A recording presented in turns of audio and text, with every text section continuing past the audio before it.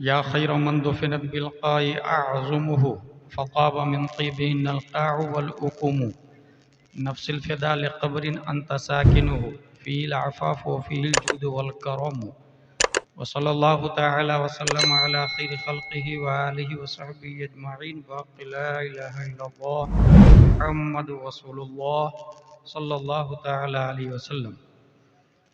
The Prophet, peace and blessing be upon him, said, respect the religious scholar because they are vicegerent of the Prophet in the other words, Akrimul ulama fa innahum warathatul anbiya. That's why I'm taking bliss from foods of ulama and start our conversation by these words, Alhamdulillahi kafa. Wassalatu wassalamu ala Muhammadin nabiyyikal mustafa wa rasulikal murtada wa habibikal mustafa wa alihi dhawi sidqi wa safa wa sahbihi ulil hubbi wal wafa wa khulafaihi sadatina Abi Bakrin as-Siddiqil Akbar wa Umar al-Faruqil Azam wa Uthman al-Ghani dhin nurain wa asadillahi aliyyin al-murtada wa waladihi al-imam Hasanin al-Mujtaba wa sibtihi al-imam Husainin ad-dafi'il karbi wal bala wa fil sadika bidhil batuli zahra sayyidatin nisa wa ibnihi sayyidina Abdul Qadir ghawthil wara वसराज उम्मती Syedna Abi Hanifa इमाम अइम्मतिल हुदा व अला मुजद्दिदिल आज़म लिदीनिही व मिल्लतिही मुर्शिदिना अहमद रज़ा अम्मा बाद फ़अऊज़ु बिल्लाहि मिनश शैतानिर रजीम बिस्मिल्लाहिर रहमानिर रहीम फ़अतबिरू या उलिल अबसार सदक़ल्लाहुल अज़ीम। हुज़ूर अलैहिस्सलाम की बार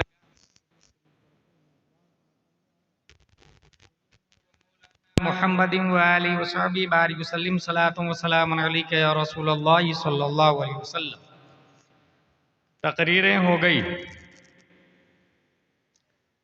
शहज़ादे गौसे आज़म वलदुम मिन औलादे रसूलिल्लाह सल्लल्लाहु अलैहि वसल्लम हुज़ूर नय्यर मियां दामज़िल्लु अलैना ने बेहतरीन खिताब फरमाया। इनका खिताब उलमाए अहले सुन्नत का खिताब है। मैं कुछ बातें बताने के लिए हाजिर आया। एक जलसा बहुत पहले हुआ था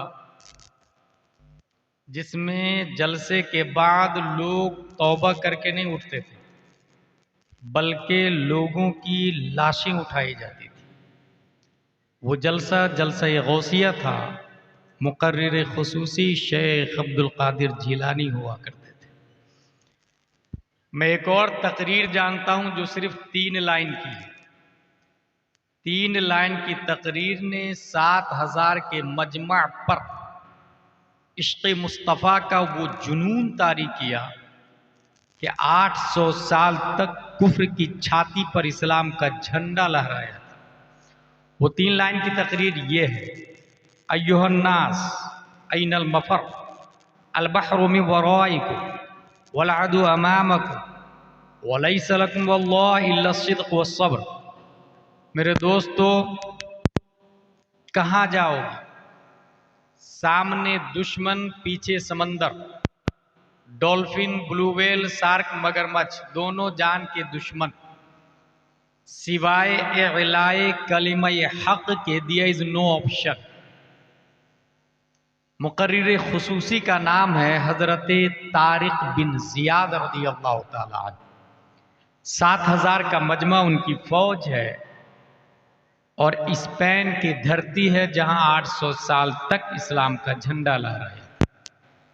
मैं एक और जलसा को जानता हूं जो अपने इंडिया का जलसा था 5, 6, 7 मई 1972, जिसमें हुजूर अहसनुल उलमा भी थे, हुजूर सैयदुल उलमा भी थे, अल्लामा सिराजुल हुदा गयाबी भी थे, हुजूर मुफ्ती आज़म हिंद भी थे, हुजूर मुहद्दिस आज़म हिंद भी थे, हुजूर अल्लामा मुश्ताक अहमद निज़ामी भी थे, हुजूर अल्लामा अरशदुल कादरी भी थे और रीढ़ की हड्डी की हैसियत से हुजूर मुजाहिद मिल्लत, हुजूर हाफिज मिल्लत थे। उस जलसे के बाद कौम को जो फ़ायदा मिला, उस फ़ायदा को अल जामिअतुल अशरफिया मुबारकपुर के नाम से लोग याद करते हैं। जहाँ के फारिगीन को मिसबाही कहा जाता है, वहीं के फारिगीन हुजूर मदनी मियाँ हैं, हुजूर हाशमी मियाँ हैं, हुजूर अल्लामा क़मरुज़्ज़मान आज़मी हैं, हुजूर मुहद्दिस कबीर है, हुजूर अल्लामा अरशदुल क़ादरी अलैहि रहमा है। अगर तबीयत अखाज़ हो तो one sentence can change your life, एक बात आपकी ज़िंदगी बदल सकती है। और अगर इंजॉय के लिए आए हैं तो ऐसे हज़ारों जलसे आमिलतुन नासिबतुन तस्ला नारन हामिया का मुतरादिब बनने में टाइम नहीं लेता है। अगर ये बात समझ ली आपने तो मेरी गुफ्तगू की हेडलाइन है एप्पल का कमाल। ये मेरा मौजूद सुखन है, एप्पल के ऊपर मेरी गुफ्तगू होगी, APPLE। मैं 3 एप्पल के बारे में जानता हूं जो टर्निंग एप्पल है। 1887 ईस्वी में इंग्लिश में एक कहावत डिक्शनरी में दाखिल हुई, an apple a day keeps the doctor away. जो इंसान डेली एक एप्पल खाएगा डॉक्टर से दूर रहेगा। ये कॉमन है, हम और आप कोई भी इसको अमली जामा पहना सकता है। Health is wealth, common sentence. साबित हुआ कि जुमला फराइज फुरू हैं। सिद्दीक बल के गार में जान अपनी दे चुके और हिफ्ज़े जान तो जान फुरूज़े गुरर की है। साबित हुआ कि जुमला फराइज फुरू हैं, असलुल उसूल बंदगी उस्ताजवर की है। जान ये सबसे इंपॉर्टेंट है, अगर ये बाकी है तो फिर ईमान है, इबादत है, उसका तरत्तुब होता है। अगर आप एप्पल खाते हैं डॉक्टर से महफूज रहेंगे। और यूं भी एक इंसान अगर अपने पेट को 3 हिस्सों में डिवाइड करता है, पहला हिस्सा खाना, दूसरा हिस्सा पानी के लिए छोड़ता और तीसरा हिस्सा ऑक्सीजन के लिए छोड़ता है, तो वो बीमार नहीं रहेगा। फ्री का खाना मिले तो इतना ओवर खाना कि बदहजमी हो या बीमारियों का सामना करना पड़े, वो यूं भी जायज़ नहीं है। ये एक एप्पल की बात हो गई। दूसरा एप्पल 1642 ईस्वी में न्यूटन साइंटिस्ट पैदा हुआ और वो गार्डन में चहलकदमी कर रहा था। सडनली एक एप्पल उसके सर पे गिरा। ही thought why it fallen down straight rather than right left back back front. ये एप्पल नीचे क्यों गिरा, इधर क्यों नहीं गया, इधर क्यों नहीं गया, उधर क्यों नहीं गिरा। ढूंढते ढूंढते ढूंढते उसने कहा कि जमीन के अंदर ग्रेविटी, कशिफे फिक्ल है। जमीन की जिन्स से जो चीज होती है रिटर्न जमीन पर आ जाती है।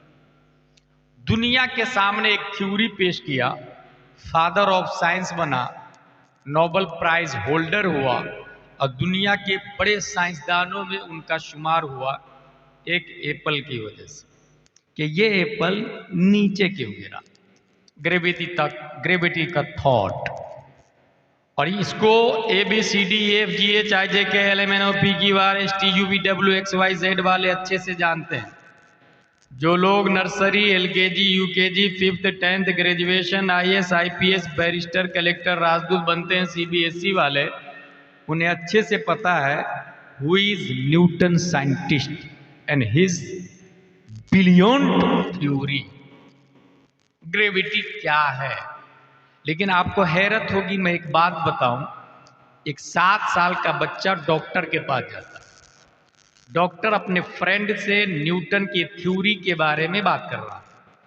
क्या थ्योरी दिया यार न्यूटन ने, ग्रेविटी का आज तक किसी ने नहीं बताया था कि जमीन अपनी हद तक अपनी अशिया को खींच लेती है और उसका दायरा जहां खत्म होता है फिर उसके आगे की चीज को नहीं खींच पाती। ये बहुत न्यू डिस्कवर्ड किया न्यूटन साइंटिस्ट ने। 7 साल का बच्चा बात सुनता है डॉक्टर की और बोलता है मैं न्यूटन की बात नहीं मानता। याद रखिएगा, ये 7 साल का बच्चा ABCD वाला नहीं, ये 7 साल का बच्चा ट्विंकल ट्विंकल लिटिल स्टार वाला नहीं, जोनी जोनी यस पापा रैन रैन गो अवे वाला नहीं। आप लोग के बच्चे 95% कॉन्वेंट सेंट पायस सेंट जोसेफ लिटिल फ्लावर में पढ़ते हैं। ये बच्चा कॉन्वेंट वाला नहीं, बस अलिफ बा तासा पढ़ा हुआ। डॉक्टर की बात मैं नहीं मानता, न्यूटन ने गलत कहा, मैं उसके नजरिए को बातिल मानता हूं। डॉक्टर ने कहा, hey you bro, you have any proof, you have any reference, तुम्हारे पास कोई दलील कोई सबूत है? कहा यस। अगर जमीन के अंदर ग्रेविटी है तो जमीन से 2 पत्थर उठाएं, एक का वजन 1 किलो, दूसरे का वजन 1/4 किलो, 1 मीटर ऊपर लाके सेम टाइम में छोड़े, 1 किलो के अंदर 3 पाव ज्यादा हुआ बनिस्बत 1/4 किलो के, और दोनों के अंदर जमीन की जिन्स है, जमीन का मादा दोनों के अंदर, तो ये 1 पाव की बनिस्बत 3 पाव ज्यादा हुआ 1 किलो के अंदर, तो ये 1 किलो वाला भी तो जमीन को अपनी तरफ खींचेगा ग्रेविटी की वजह से। इस खींचा खींची में 1 किलो वाला सलौली सलौली गिरेगा, 1/4 किलो वाला फास्टली गिरेगा, मगर ऐसा होता नहीं। इसलिए न्यूटन का नजरिया बातिल बातिल बातिल। डॉक्टर हैरान, ये बच्चा लाया कहां से इतना जबरदस्त रिफरेंस प्रूफ? बच्चे तुम्हारी बात में दम है, मगर हम जिन्स की कसरत जमीन में ज्यादा है, इसलिए वो हम जिनसियत की बुनियाद पर फास्टली खींच लेती और पहले खींचती। 7 साल का बच्चा बोला कि हम जिनसियत की बुनियाद पर अगर जमीन के अंदर ग्रेविटी है, मैं इसे भी नहीं मानता, क्योंकि मस्जिद का इमाम मर्द, उसके पीछे उसी की जिन्स मर्द। हमारी नमाज औरत के पीछे नहीं होती, मर्द के पीछे होती। और मैं तमाम फिरक़े अहले हदीस से यह कहूंगा कि एक भी नमाज ऐसी बता दो कि मस्जिद नबवी में हजरत आयशा ने पढ़ाई हो और नबी ने पढ़ी हो, या हजरत फातिमा तो ज़हरा ने पढ़ाई हो और नबी ने पढ़ी हो। इसीलिए अहले सुन्नत व जमात ही हक है, अहले हदीस बातिल है। मर्द इमाम, उसके पीछे हम जिन्स मर्द, मुख्तदी हजारों की तादाद में होते हैं मर्द, दोनों की जिन्स एक।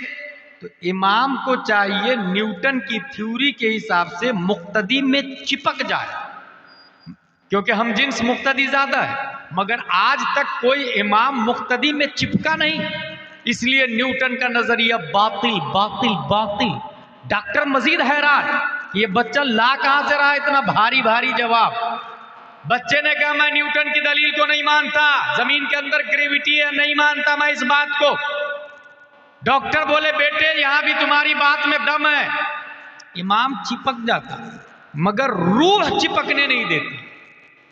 इमाम चिपक जाता, जिंदा है वो आदमी, रूह है जो चिपकने नहीं दे रही है, रूह उसे मुसल्ले पे खड़े रहने पे मजबूर कर देती। 7 साल का बच्चा बोलता है, चलो रूह को हटा देते हैं, सामने लाश को रख देते हैं। ये बताइए, अभी तक नमाज जनाजा पढ़ी आप लोगों ने, लाश कभी आके लोगों में चिपकी है? नहीं चिपकी ना। इसका मतलब न्यूटन का नजरिया बातिल बातिल बातिल।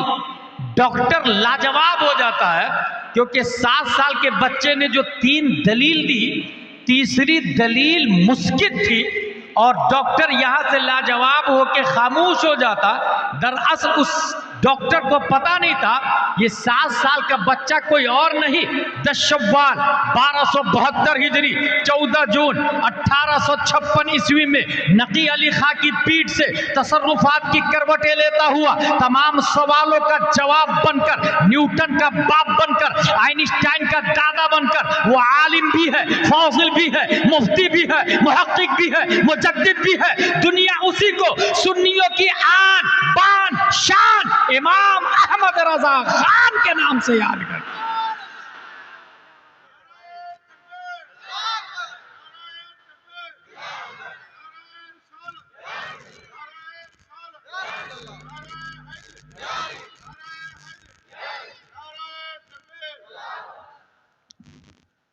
तीसरा एप्पल आ रहा है। 2 एप्पल की बात हो गई, एप्पल का पावर देखिएगा। तीसरा एप्पल, अगर यहां पर गाड़ी के नीचे किसी को 1 करोड़ रुपया मिल जाए तो वो कहेगा भाई साहब किसका 1 करोड़ रुपया? नो,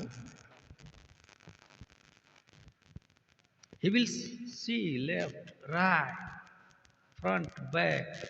अगर कोई नहीं है तो चुपके से जेब में रखे। मगर एक आदमी को 1 एप्पल मिलता है, वो खा लेता है। He thought it is not allowed according to Islam। यार ये तो हराम हो गया, ये तो पूछा ही नहीं मैंने किसका है, हलाल है या हराम है, मैं बगैर इंक्वायरी के खा लिया। याद रखिएगा, इंसान में और जानवर में 90% डीएनए इक्वल है, जिसका फुल फॉर्म है डिऑक्सी राइबो न्यूक्लिक एसिड। दोनों नंगे पैदा होते हैं, इंसान भी जानवर भी। बड़ा होके जो कपड़ा नहीं पहनता है वो जानवर है, और जो कपड़ा पहन लेता है वही हजरत इंसान है। कुछ समझ में आया? इसका मतलब मालदा में जो जितना कम कपड़ा पहने उतना ही कम इंसान, जानवर ज्यादा है। अब जो अपनी बहन बेटी को कम कपड़ा पहना रहा है वो इंसान बना रहा है या जानवर, वो डिसाइड कर सकता है। भूख दोनों को लगती है, हंसने वाली बात नहीं, रोने वाली बात। भूख दोनों को लगती है, जानवर को भी इंसान को भी। भूख मिटाने से पहले हलाल और हराम की तमीज न करे वो जानवर है, और जो हराम को लात मार के सिर्फ हलाल खाए वो हजरत इंसान। अंदाजा कर सकते हैं मालदा टाउन में कौन कौन जानवर है और कौन कौन इंसान है। जो भी हराम खाया, प्यास दोनों को लगती है, देख लिया, जानवर को भी इंसान को भी। खड़े खड़े कहीं भी पानी पीना शुरू कर दे वो जानवर है, और जो बैठकर 3 सांस में बिस्मिल्लाह शरीफ पढ़ के पाक पानी पिए उसे हजरत इंसान कहा जाता है। कितना मामूली फर्क। पेशाब दोनों करते, इंसान भी जानवर भी। जो कहीं भी शुरू हो जाए उसे वो जानवर कहते हैं, और जो बैठकर तन्हाई में खलवत में पेशाब के बाद पानी लेता है उसे हजरत इंसान कहा जाता है। हराम को लात मार के हलाल खाने वाला वो इंसान है। जो हराम हलाल दोनों खा रहा वो तो लाइक एनिमल्स, वो जानवर है। मोदी उसे इंसान मान सकता है, सीनियर सिटीजन दे सकता है, योगी मान सकता है,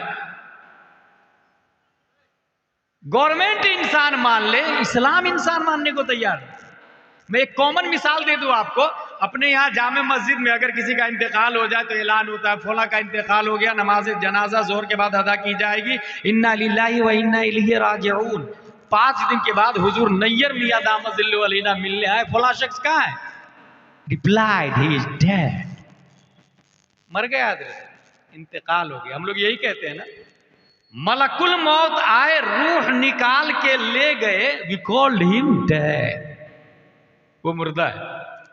और जब तक रूह बाकी है मालदा टाउन में, we call him he is alive, वो जिंदा है। ये दुनिया का फलसफा भाई साहब, ये कॉन्वेंट सेंट पायस का फलसफा है, ये ABCD वालों का फलसफा है, ये गूगल ट्विटर फेसबुक याहू वालों का फलसफा है। इस्लाम ये नहीं बोलता। रूह की बका का नाम जिंदगी नहीं, और रूह का निकलना ये मुर्दनी भी नहीं। हुजूर सल्लल्लाहु अलैहि वसल्लम अबू जहल से, मान लो मैं अल्लाह का रसूल हूं, रिजेक्ट। मान लो मैं अल्लाह का रसूल हूं, अगेन रिजेक्टेड। मान लो मैं अल्लाह का रसूल हूं, जिब्रील अलैहिस्सलाम, या रसूल अल्लाह ये मुर्दा है। अवमन कान मैता, a question arise in our mind. Abu Jahl की रूह बदन में बाकी है, Islam said he is dead, Islam बोल रहा ये मुर्दा है। His eyes are watching, Islam said he is dead. His hands are catching, Islam said he is dead. His foots are walking, Islam said he is dead. His heart is beating. Islam said he is dead. His mind is thinking. Islam said he is dead. आंख कान नाक पांव हाथ सब काम कर रहे हैं, इस्लाम बोल रहा है ये मुर्दा है। रूह मलकुल मौत निकाल के नहीं ले गए, इस्लाम बोल रहा है ये मुर्दा है। पता ये चला मालदा टाउन में रूह का बाकी रहना ये जिंदा होने की दलील नहीं है। हजारों ऐसे लोग हैं कि रूह बाकी है मगर इस्लाम के हिसाब से वो मुर्दा है, वो जिंदा नहीं। फिर जिंदा किसको कहेंगे? अकॉर्डिंग टू होली कुरान, पहली हिजरी, दूसरी, तीसरी, चौथी, पांचवी, छठवीं, सातवीं, आठवीं, नौवीं, 10वीं, 20वीं, 30वीं, 40वीं, 50वीं, 60वीं, 61 हिजरी करबला की धरती पर जब इमाम हुसैन का काफिला आ रहा है, हजरत औनो मोहम्मद की रूह निकल गई, इस्लाम बोलता है जिंदा है। हजरत अब्बास के बाजू कट गए, इस्लाम बोलता है जिंदा है। हजरत अली असगर के हल्क को तीर पार कर चुका, इस्लाम बोलता है जिंदा है।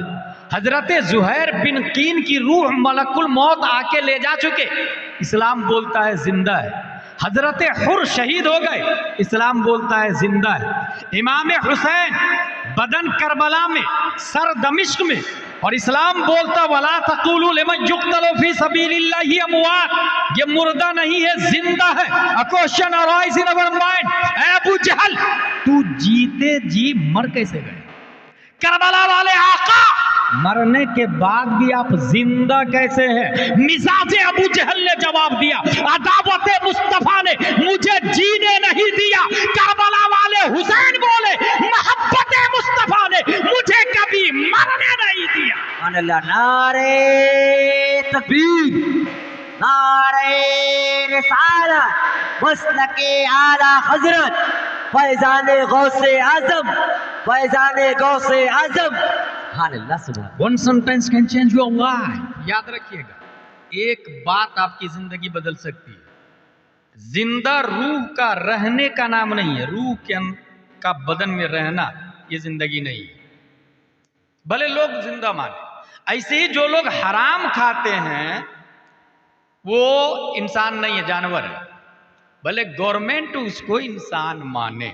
अच्छा, हराम की डिफिनेशन क्या है? कनपट्टी पे AK-47 रख के निकाल पैसा, किसी को हराम नहीं कहते। अगर किसी ने सट्टे का पैसा कमाया तो वो भी हरामी है।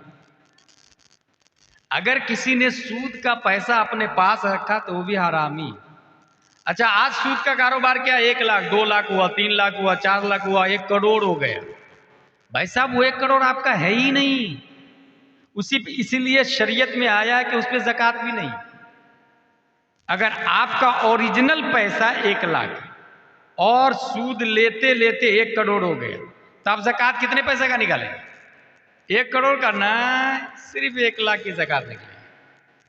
वो 1 करोड़ 99 लाख आपका है ही नहीं, वो हराम का है। अच्छा, उसको अगर ज़कात निकाला, मदरसे में दिया या गरीबों को दिया और बदले में अल्लाह मैंने ज़कात निकाल दी, सवाब दे दे, अब वो मुसलमान भी नहीं रहा, काफिर हो गया। रोने वाली बात, अब मुसलमान भी नहीं रहा, क्योंकि हराम पैसे से सवाब की उम्मीद रखा। जिसका वो मालिक ही नहीं है वो दूसरे को दे रहा है तो डबल जुर्म कर रहा ना भाई। और वो भी अल्लाह ताला जो सब जानता है, अल्लाह से बेहतर कौन जानता है? सब जानता है अल्लाह तबारक व तआला। इसी तरीके से अगर किसी की 1 इंच जमीन ले ली, 1 इंच जमीन, 1 एप्पल, 1 रुपया ले लिया और मर गया, मैदान माशर में मौला मेरा 1 एप्पल खा लिया था इसने, मेरा 1 रुपया ले लिया था मौला इसने, मौला मेरी 1 इंच जमीन पर इसने बिल्डिंग बना ली थी कब्जा करके, 10 मंजिला बिल्डिंग। रब्बे कदीर हाजिर करेगा, क्यों तूने इसकी 1 इंच जमीन ली? हाँ मौला ली, मगर मुझे नहीं पता था तेरी बारगाह में आके शिकायत करेगा ये, मुझे पता नहीं था। अगर ये बोला ना इंसान ने तो अल्लाह ताला उलमा को हाजिर करने पर कादिर है कि इन्होंने पता नहीं बताया था 1 इंच भी हराम है। मस्जिद में आधा घंटा हर जुमा तकरीर करके नहीं बता रहे थे कि हराम है 1 इंच लेना भी, 1 रुपया लेना भी। गुलाम रब्बानी गुलाम जिलानी को बुला करके 30,000 देने को तैयार, आधे घंटे की तकरीर के बदले 100 रुपया का मुसाफा करने को कोई तैयार नहीं, जबकि वो आधे घंटे की तकरीर मुझसे जामे तकरीर होती है। मैं एक तकरीर कई शहर में कर लेता हूं, इमाम साहब हर जुमा नई नई तकरीर करते हैं, उनको कोई मुसाफा देने को तैयार नहीं होता। बहरहाल वो इमाम हाजिर हो जाएंगे वहां, मौला मैंने बताया था इसको 1 इंच लेना हराम, 1 रुपया भी खाना हराम। इंसान लाजवाब हो गए, जानते हैं क्या होगा? उसकी जो नेकियां होगी वो ट्रांसफर होने लग जाएगी उसकी तरफ जिसका 1 एप्पल खाया, जिसका 1 रुपया लिया या 1 इंच लिया, चाहे वो सूद के जरिए हो या सट्टा के जरिए हो।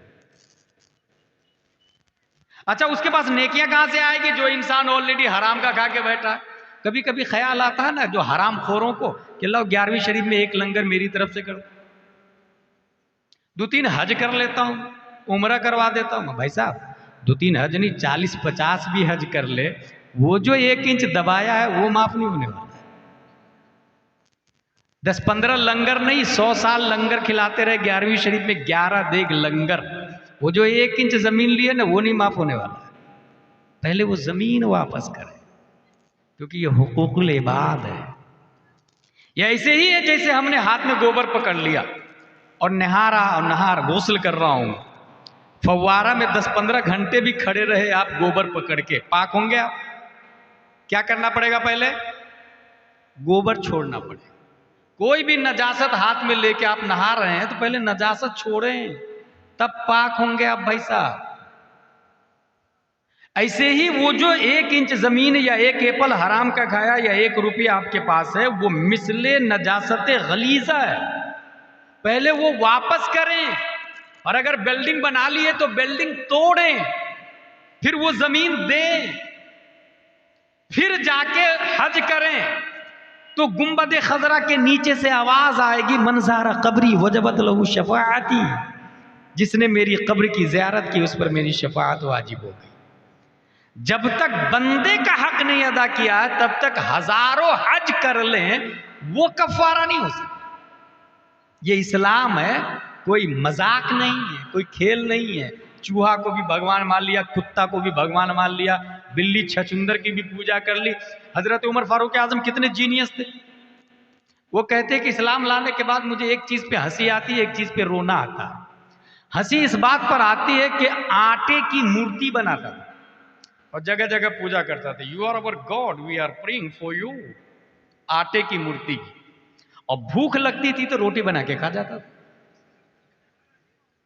और रोना इस बात पर आता है कि अपने हाथों से अपनी बच्चियों को दफन करते थे। वो बोलती थी मैंने क्या गलती की, मैं कुछ नहीं मांगूंगी, फिर भी हम कुछ नहीं सुनते थे। इतने जीनियस उमर फारूक आजम फिर आटे की मूर्ति की पूजा कर रहा है। इससे ये बात समझ में आई कि अक्ल की वजह से इस्लाम नहीं समझ में आता, अक्ल की बुनियाद पर इस्लाम समझ में नहीं आता। इस्लाम समझने के लिए मदरसा का सहारा लेना पड़ता है, इस्लाम समझने के लिए उलमा का सहारा लेना पड़ता है, इस्लाम समझने के लिए मुजद्दिदीन का सहारा लेना पड़ता है। और ये मैं इसलिए बोल रहा हूं कि मालदा टाउन में कुछ जीनियस लोग हैं जिनके पास हर सवाल का अकली जवाब है, हर सवाल का अकली जवाब। आप जाके कहें भाई साहब सूद मत खाइए ना, हराम है, फौरन जवाब दे देंगे वो। मेहनत करता हूं, सब काम छोड़ के लिखा पढ़ी करता हूं, लाखों रुपया मैं बिजनेस में लगाता तो क्या उससे कमाता नहीं? उसको मैंने दिया, वो कमा रहा, बदले में हमको दे रहा। ये लॉजिकली जवाब दे दिया, अकली जवाब दे दिया। मगर ये अकली जवाब है, अक्ल की बुनियाद पर इस्लाम समझ में आता तो उमर फारूक आजम मुसलमान होते।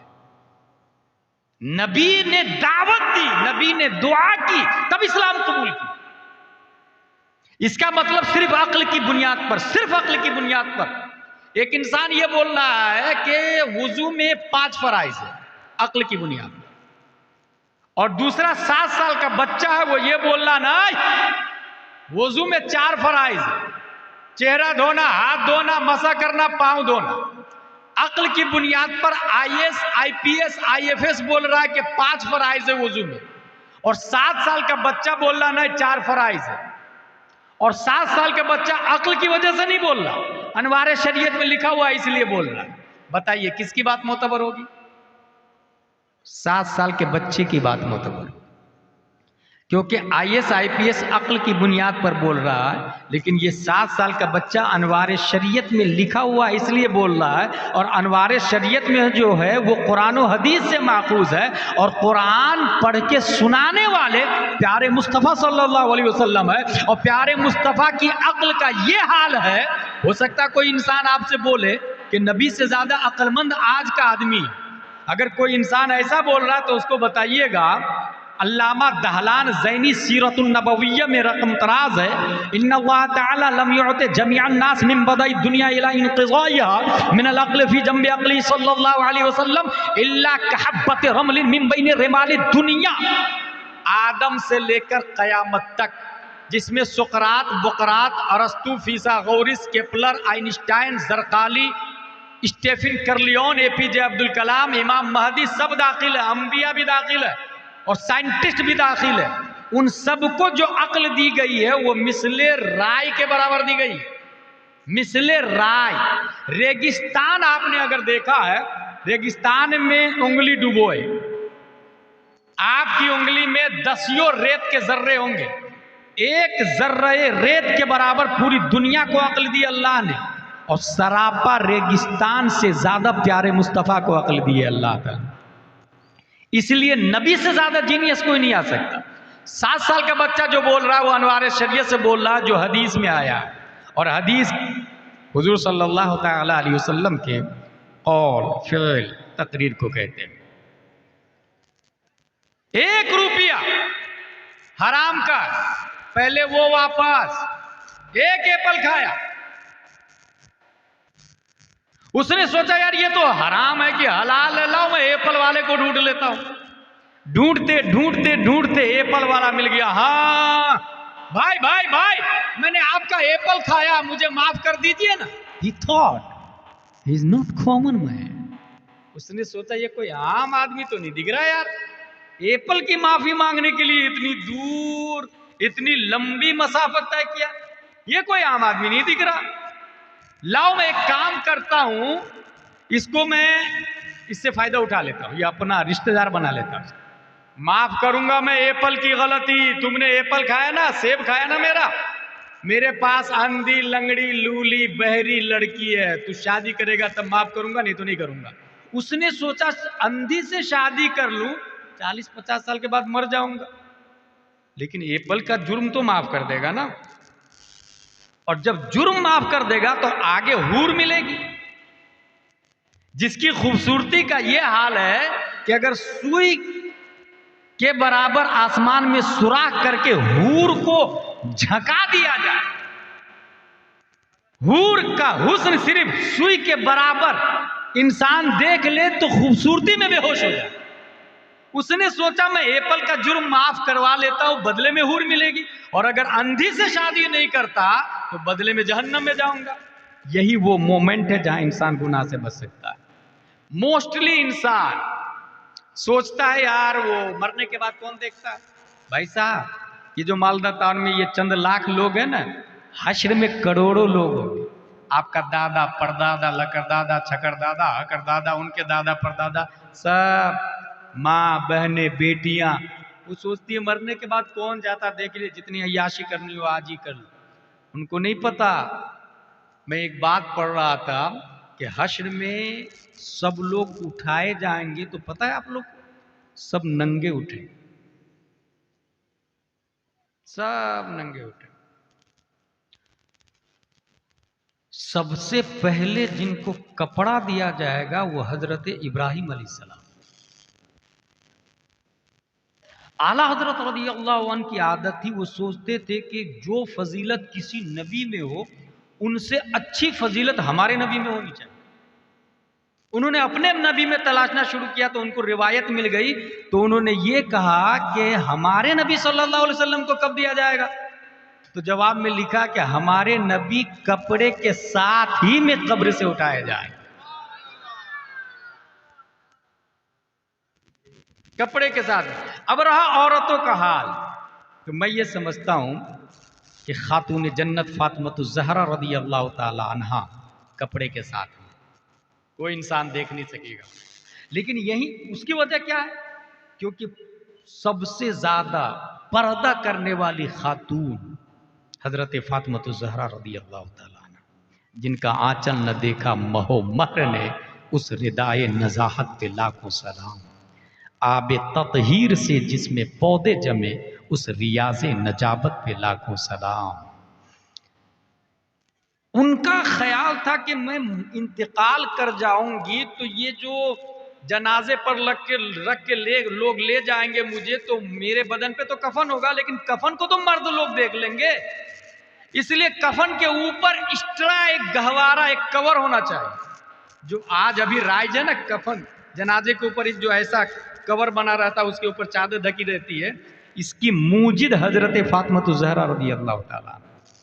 मेरे कफन को भी कोई मर्द न देख पाए, इतना पर्दे का एहतमाम किया, इसलिए रब ने हश्र में पर्दे का एहतमाम किया। और एक दो पर्दे का एहतमाम नहीं किया, बल्कि किताब में हदीस में आया, आवाज आएगी या अहलल जमई नक्किसु रूसकुम गुद्दु अबसारकुम हत्ता तमुर्र फातिमा बिन्त मुहम्मद सल्लल्लाहु अलैहि वसल्लम फतमुर्रु मअहा 70,000 जारिया मिनल हूरिल ईन कमर्दिल बर्क। आपके सामने एक इंसान पैदल जाता है, आप देख के बता देंगे कौन जा रहा है, खालिद, हाशिम, जैद, बकर, फला साहब, हाजी साहब, नवाजी साहब, इमाम साहब, पहचान लेंगे। लेकिन 50 की स्पीड में मोटरसाइकिल से जाए तो सोचेंगे कौन गया, देख लिए गौर से तो पहचान लेंगे, लेकिन 200 की स्पीड में आपके सामने से गुजरे तो कंफ्यूज्ड। हजरत फातिमा ज़हरा की रफ्तार बिजली की रफ्तार की तरह, यूं ही इंसान देख नहीं पाएगा, बिजली की रफ्तार। उसके बावजूद रब ने पर्दे का एहतमाम किया, और सिर्फ आम लोगों से नहीं कहा पर्दे का, नबियों, रसूलों, गौस, अब्दाल, औताद, हाजियों, नमाजियों, उलमा, मुजद्दिदीन, मुहक्किकीन, सब के सब सर को भी झुकाओ, आंखों को भी बंद करो, क्योंकि फातिमा बिन्ते मोहम्मद की सवारी जाने वाली। नारे तकबीर, नारे रिसालत, फैज़ाने गौसे आज़म हजरत अल्लामा गुलाम जिलानी अज़हरी, नारे तकबीर। अकोश, ये इतने पर्दे का एहतमाम क्यों है? जवाब, दुनिया में पर्दे का एहतमाम किया। इसका मतलब गुलाम जिलानी अज़हरी जाती तौर से इस नतीजे पर पहुंचता है, हमारी माँ और बहनें दुनिया में जितना पर्दे का एहतमाम करेगी, मैदान महशर में उतनी ही जल्द कपड़ा मिल जाए, और जो जितनी बेपर्दगी का मुजाहरा करेगी, करोड़ों लोगों के सामने उतनी देर वो नंगी रहेगी। As you decide, सोच सकते हैं आप, चंद लोगों की खातिर, नुमाइश की खातिर बॉलीवुड, हॉलीवुड, ट्रॉलीवुड की अक्कासी करने वाले क्या जवाब देंगे और क्या मुंह दिखाएंगे मैदान महशर? अंधी लंगड़ी लूली लड़की है, शादी करना पड़ेगा, अगर हूर चाहिए तो, एप्पल की माफी चाहिए तो शादी करना पड़ेगा। अच्छा, शादी भी कितनी आसान, अगर नहीं माफ करोगे तो मत करो, मैं शादी नहीं करूंगा, खत्म। हाँ ठीक है, मैं शादी कर लेता हूं, वहीं कबूल है, दो गवाह आए, हो गई शादी। यहां पर क्या होता, मेरी बेटी एमडी है तो जरा एमडी या डीएम देखना, इक्वल, मेरी बेटी के इक्वल। मेरी बेटी ग्रेजुएट है, ग्रेजुएट लड़का देखना, कहां लिखा भाई? आपकी बेटी ग्रेजुएट है तो ग्रेजुएट लड़का होना चाहिए, कहां लिखा हुआ है? और तुमने 3 लाख रुपया दिया, मैं 4 लाख रुपया दूंगा, वला हौला वला कुव्वा इल्ला बिल्लाहिल अलीय्यिल अज़ीम, कहां लिखा है? अच्छा चले, हमने 5 लाख रुपया लिया, आपने अपने बेटे की शादी में 5 लाख रुपया लिया, निकाह के वक्त क्या जुमला होता है? 7,786 है, 50,786 दैन महर, सिक्के राइजुल वक्त, अलावा नानो नफका के। ये इसका क्या मतलब है, अलावा नानो नफका के? नान कहते हैं रोटी को, नफका कहते हैं खर्चा को। मतलब ये कि जहां कहां आपने कबूल है, बीवी का खाना पीना, कपड़ा, मकान, सिंगार, सब के सब आप पे फर्ज हो जाता है, अलावा नानो नफका के, यही मतलब है। जूं ही कहा आपने पहला कबूल है, दूसरे कबूल का भी नहीं, पहली बार कहा कबूल है, सब वाजिब, कपड़ा भी अब आपके जिम्मे वाजिब, खाना पीना मकान आपके जिम्मे वाजिब है, भाई साहब जब 5 लाख लड़की से ले रहे हैं तो नानो नफका आप पर वाजिब हुआ या लड़की से ले रहे हैं नानो नफका? वो 5 लाख रुपया 5 साल का खर्चा तो बीवी से ले रहे हैं आप। और जब 5 साल की कमाई आपकी बीवी की है तो आप नौकर है या हाकिम है? आप मर्द है या ना मर्द है? आप गुलाम है या आका है? 5 साल बीवी की जो इंसान जिसकी कमाई खाता है, कमाई खाने वाला सर्वेंट होता है, सैलरी देने वाला मालिक होता है और हाकिम होता। भाई साहब कमाई बीवी की खा रहे हैं और कह रहे हैं कि मैं हाकिम हूं, मेरी मर्जी चलेगी घर में। दस्तरखान बिछाओ, भाई वो दस्तरखान क्यों बिछाएगी? आप बिछाओ ना, क्योंकि आप नौकर है। 5 लाख लिया भाई साहब, समझे जरा इस बात। ये जो निजाम दरहम बरहम हो रहा ना, इसीलिए हो रहा। और रिजालो कव्वामून अलन निसा, कुरान में आया मर्द हाकिम है औरतों पर। लेकिन जब बीवी की कमाई खा रहा है तो फिर अन्निसाउ कव्वामा अलन रिजाल हो रहा। बीवी हाकिम हुई ना भाई साहब मर्द पर, निजाम दरहम बरहम होगा ही। घर का गाड़ी का ड्राइवर एक होगा ना तो ही गाड़ी चलेगी। जहां 2 ड्राइवर हुए एक्सीडेंट होना कंपलसरी है। इसलिए मैं समझता हूं कि जो जहेज लेता वो मर्द नहीं, डिमांड करता 5 लाख 6 लाख 7 लाख। अच्छा कंपटीशन, भाई कंपटीशन करना है तो तुमने 3 रकात नमाज पढ़ी, मैं 4 रकात पढ़ूंगा, इसमें कंपटीशन। तुमने इमाम साहब को मुसाफे में 100 रुपया दिया, मैं 500 दूंगा। वो साबिकून अस्साबिकून उलाइकल मुकर्रबून कुरान शरीफ में आया।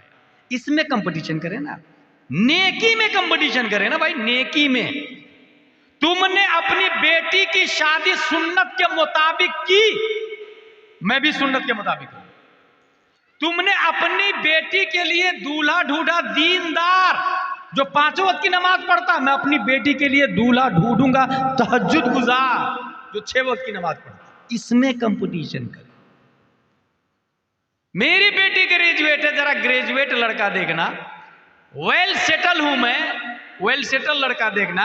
मेरी बेटी गवर्नमेंट जॉब करती है, गवर्नमेंट जॉब वाला लड़का ढूंढना।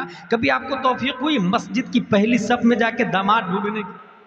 मेरी बेटी के लिए लड़का ढूंढूंगा मस्जिद की पहली सफ में जाके, जो 5 वक्त की नमाज पढ़ने आ रहा होगा, हाँ इसी से शादी करूंगा मैं अपनी बेटी।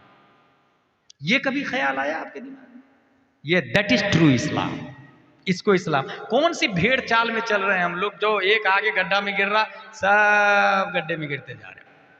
अच्छा ईमानदारी से बताइएगा, कभी इंसान हराम खोरी पेट के लिए करता है? मैं नहीं मानता, क्योंकि कुत्ता बिल्ली छछुंदर को भी अल्लाह खिलाता है, रज़ाक अल्लाह है। जब वो अर्ज़ल मखलूक को खिला रहा है तो अफजल मखलूक अशरफ मखलूक इंसान को क्यों नहीं खिलाएगा? वमा मिन दाब्बतिन फिल अर्दि इल्ला अलल्लाहि रिज़्क़ुहा। सोचे जरा, इंसान हराम खोरी पेट के लिए नहीं करता भाई साहब। हराम खोरी इसलिए करता है कि उसके पास अल्टो है, मेरे पास क्रेटा होना चाहिए, अब हराम खोरी करता है। उसके पास एक बिल्डिंग है, मेरे पास 2 बिल्डिंग होनी चाहिए, अब हराम खोरी करता है, अब हरामकारी पर आता है। उसके पास एक टीवा है, मेरे पास अपाची होनी चाहिए, अब हराम खोरी करता है। कंपटीशन दुनिया में कर रहा है, जबकि किताबों में यह लिखा है कि दुनिया के मामले में अपने से नीचे को देखें। आप उसको देखें ना जिसके पास मकान भी नहीं, जिसके पास साइकिल भी नहीं। शेख सादी दमिश्क की जामे मस्जिद में भीख मांगने के लिए गए कि बहुत दिन से भूखा हूं यार, कुछ मांग लूंगा नमाजियों से, अल्लाह के नाम पे दे दो भाई यार, भूख लग रही है, ये बोलूंगा खाने को मिल जाएगा। जब गए गेट पर तो देखा क्या कि कुछ लोग भिखारी वहां है जिसके दोनों पांव नहीं है। उन्होंने फौरन अपना पांव देखा, पलट गए, ए अल्लाह तेरा लाख लाख शुक्र है तूने पांव दिया मुझको। ये है दीन, दैट इज ट्रू इस्लाम। अपने से नीचे को देखे, दुनिया में अपने से ऊपर को देखना ये हिमाकत और जहालत के अलावा कुछ भी नहीं। अच्छा आप लोग क्या समझते हैं, एक इंसान है यहां पर जिसके पास 1 करोड़ रुपया मालदा टाउन में, सत्तारी बाजार। एक इंसान है जिसके पास 1 करोड़ रुपया, दूसरा इंसान है जिसके पास 100 रुपया। दोनों में से अफजल कौन? That's good. ईमानदारी से बताए कौन किस पर प्रैक्टिकली अमली को जमा कौन पर आ रहा है, अमल कौन कर रहा है? एक इंसान है 1 करोड़ वाला, दूसरा इंसान 100 रुपया का मालिक है, और एक इंसान 1 करोड़ का। दोनों में कामिल इंसान कौन है? दूसरा सवाल, एक मैना है जिसकी चोंच में एक गेहूं का दाना है, दूसरा मैना है जिसकी गर्दन में 1 किलो गेहूं की थैली लटकी हुई है, दोनों में से अफजल मैना कौन है? मंजिल मकसूद तक कौन उड़ के जाएगा? बीवी बच्चों से कौन मैना मिलेगा? अपने घोंसले में परवाज कौन कर सकता है? एक दाना वाला, एक दाना लाजिम, नहीं तो वो जिंदा नहीं रहे। पता यह चला कि इंसान भी परिंदा है लाहूत का, इन्ना लिल्लाहि व इन्ना इलैहि राजिऊन का यही मतलब है कि ऊपर से आए हैं ऊपर ही जाना है। इंसान परिंदा, और परिंदे पे बोझ जितना कम हो रफ्तार उतनी ज्यादा हो, लोड जितना ज्यादा हो रफ्तार उतनी स्लो। और ये मैं नहीं कह रहा, 1400 साल पहले प्यारे मुस्तफा ने फरमाया कि एक गरीब अमीर से 500 साल पहले जन्नत में चला जाए, क्योंकि अमीर को हिसाब देना पड़ेगा, लाया कहां से, खर्चा कहां किया। अगर हराम का है तो रब की तरफ लौट भी नहीं पाएगा, वो जहन्नम का सामना करना करेगा। और एक गरीब है शॉर्ट एंड स्वीट में हिसाब देगा, रब की बारगाह में चला जाएगा। इसलिए तौहीद और रिसालत के शहदाइयों, 1 करोड़ का मालिक वो अफजल नहीं है जो एक इंसान 100 रुपये का मालिक है, वो अफजल है। और इसकी सबसे बड़ी दलील यह है कि हमारे नबी मालिक कुल है, मालिक कायनात है। जमीन पर मुस्तफा की हुकूमत है, आसमान पर मुस्तफा की हुकूमत है, सितारे मेरे मुस्तफा के अंदर में है, शम्सो कमर मुस्तफा के अंदर में है, बहरों पर मुस्तफा के अंदर में है, शजरो हजर मुस्तफा के अंदर में है, तमाम इंसान मुस्तफा के अंदर में है। आदम से लेकर कयामत तक मुस्तफा की हुकूमत है, हाकिम कुल है मगर मालिक निसाब नहीं है, मालिक कायनात है मगर मालिक निसाब नहीं है। मालिक निसाब पे ज़कात फर्ज होती है। हमारे नबी के पास इतना पैसा भी नहीं जमा हो पाता था जिसकी बुनियाद पर वो ज़कात निकाल सके, ताकि दुनिया में कयामत तक जो लोग आए वो अमीरी पे फख्र ना करे। अगर वो 100 रुपये का मालिक है तो करोड़पति को देखकर वो अपने आप में मायूस ना हो।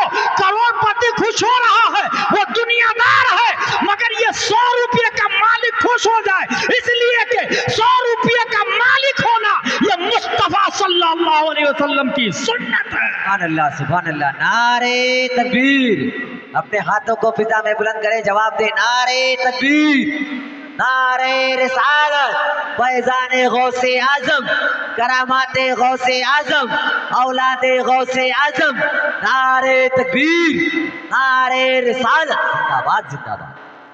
एप्पल हराम का है कि हलाल का है, सामने वाला सोच लिया एप्पल की माफी मांगने आया, लाओ इससे बेटी की शादी करा देता हूं। अंधी लंगड़ी लूली बेटी है, करेगा? हाँ हजरत करूंगा, क्योंकि मर जाऊंगा तो आप माफ नहीं करेंगे तो मैं तो दोज़ख में चला जाऊंगा, इसलिए करूंगा। अंधी से, लंगड़ी लूली से। भाई साहब, कभी आपने अपने आप में अपनी गैरत ईमानी से पूछा कि मेरे सामने किसी अंधी लड़की का प्रपोजल आए, हम क्या करें? कोई सोचने को तैयार नहीं। उन्होंने कहा कबूल है, कबूल है, कबूल है, निकाह हो गया। शॉर्ट एंड स्वीट में निकाह हो गया। जो शख्स एप्पल की माफी मांगने गया, एप्पल की माफी, जाहिर सी बात वो प्यूज पर्सन हो, मुत्तकी परहेजगार हो।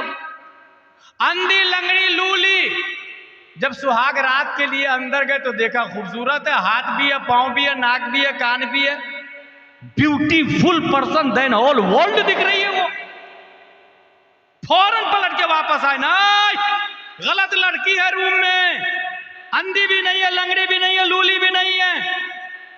ससुर ने कहा नहीं वही सही लड़की है, अंधी इसलिए कि गैर महरम को नहीं देखा है, लूली इसलिए कि हाथ ने हराम काम नहीं किया, लंगड़ी इसलिए कि कदम हराम काम की तरफ चले नहीं, गूंगी इसलिए कि हराम बोला नहीं, बहरी इसलिए कि हराम सुना नहीं।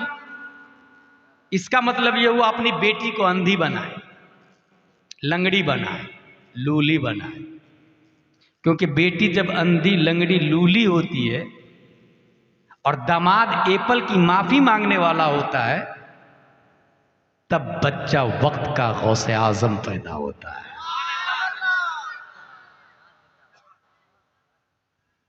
जिसने एप्पल की माफी मांगी वो शेख अबू सालेह है। जो अंधी लंगड़ी लूली लड़की थी वो उम्मुल खैर फातिमा है। और दोनों से जो बच्चा सुल्बे पेदर से शिकमे मां में मुंतकिल हुआ और मुद्दते मदीदा कंप्लीट करने के बाद मुनस्सहे शुहूद पे जलवा गर होने वाला है। आदम अलैहिस्सलाम अबू सालेह के ख्वाब में, नूह अलैहिस्सलाम, मूसा अलैहिस्सलाम, जकरिया अलैहिस्सलाम, लूत अलैहिस्सलाम, हजरत अबू बकर, हजरत उमर, हजरत उस्मान, हजरत अली और सितारों के बीच में प्यारे मुस्तफा शेख अबू सालेह से कह रहे हैं, या अबा सालेह इन्नल्लाह आताका इब्नन हुवा वलिय्यी व वलिय्युल्लाह व महबूबी व महबूबुल्लाह व सयकूनु लहु शानी व सयकूनु लहु शानुन फिल औलिया का शानी बैनल अंबिया व रसूल। ए अबू सालेह, तुम्हारे घर में जो बच्चा पैदा हो रहा है वो मेरा भी वली है, अल्लाह का भी वली है। अनकरीब उनकी शान तमाम वलियों में ऐसी होगी जैसे मेरी शान तमाम नबियों और रसूलों में पाई जाती है। 470 हिजरी में शेख अबू सालेह की पीठ से, उम्मुल खैर फातिमा के पेट से, जिलान की धरती पर जो बच्चा गौसे आजम के नाम से पैदा हुआ, दुनिया का इमाम, इमामों का इमाम, बल्कि शरीयत और तरीकत और तमाम फयूज़ और बरक़ात के सरचश्मा और इमाम, पीरों के पीर, रोशन ज़मीर हुजूर शेख अब्दुल कादिर जीलानी रज़ियल्लाहु ताला।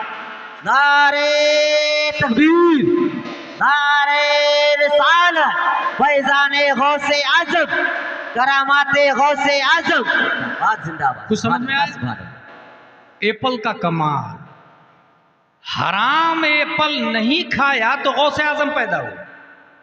यहीं से ये समझ में आया अगर मालदा टाउन में गौस कोई चाहता है कि मेरे घर में भी गौस पैदा हो, गौस आज भी पैदा हो सकता है, याद रखिएगा।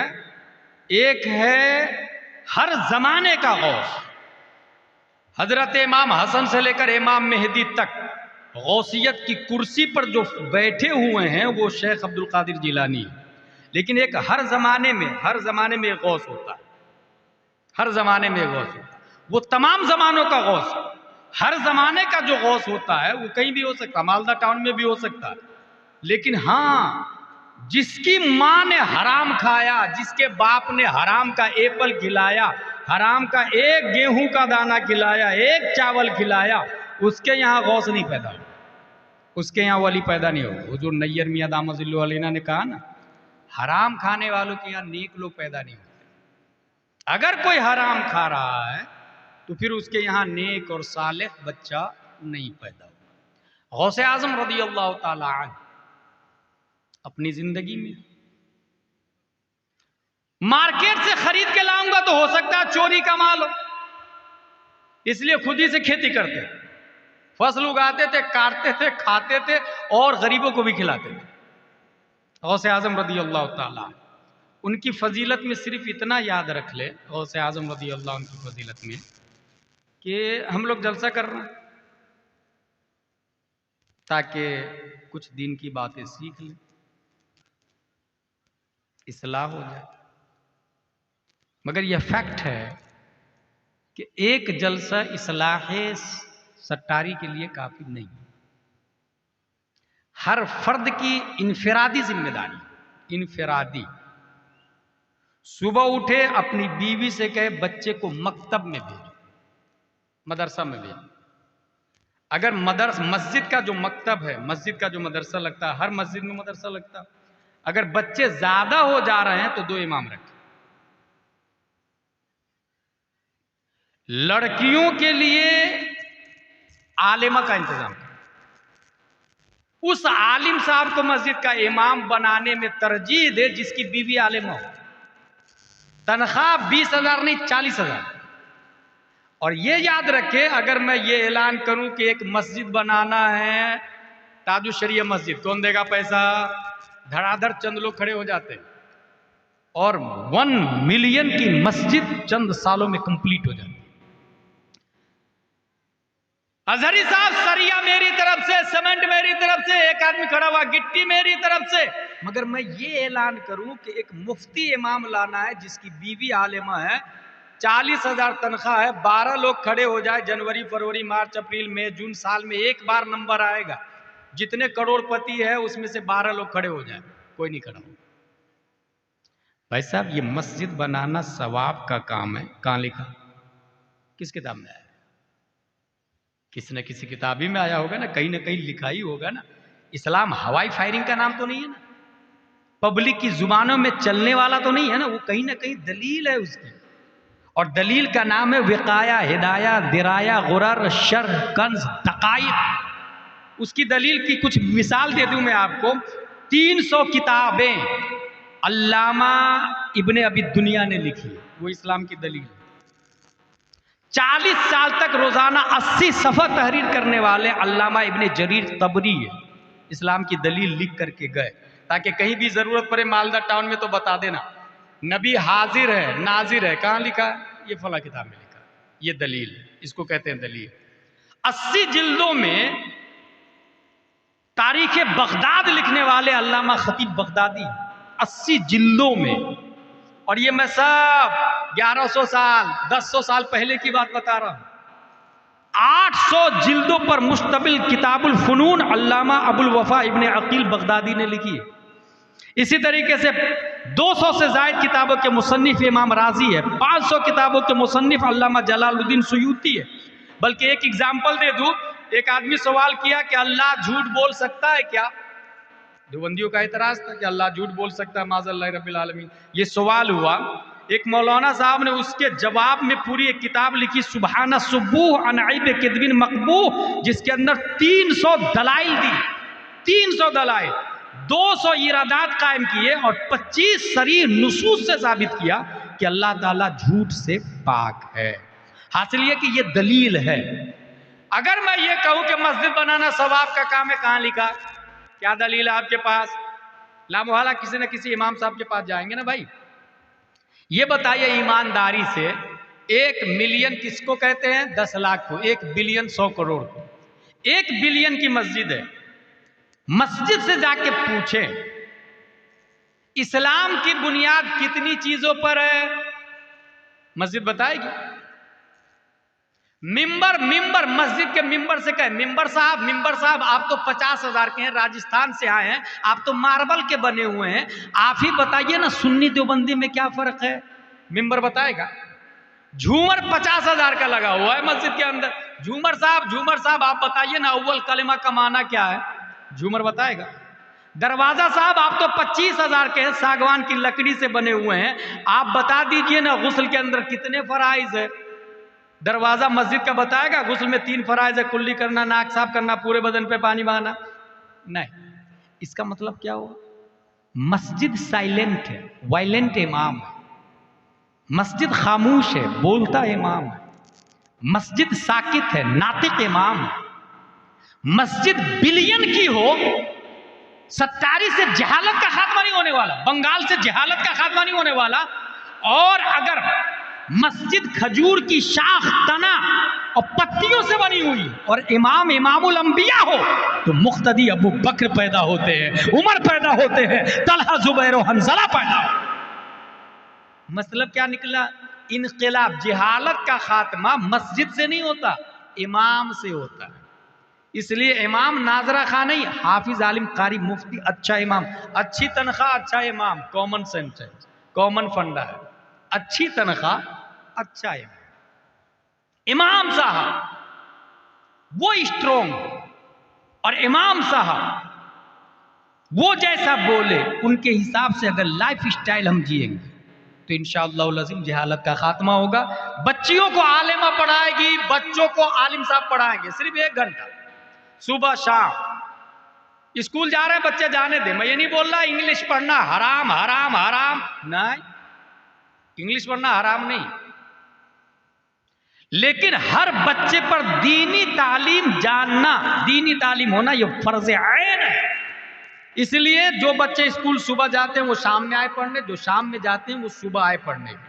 और जो कमेटी जलसा करा रही है, मैं उनसे कहूंगा कि डोर टू डोर जाके लोगों से कहे, जिस तरह चंदा मांग के लाखों रुपया जमा करके लंगर खिला रहा है ना, वो डोर टू डोर जाके कहे, भाई भाई भाई अपने बच्चे को मकतब में भेजिए, अपनी बेटी को मकतब में भेजिए।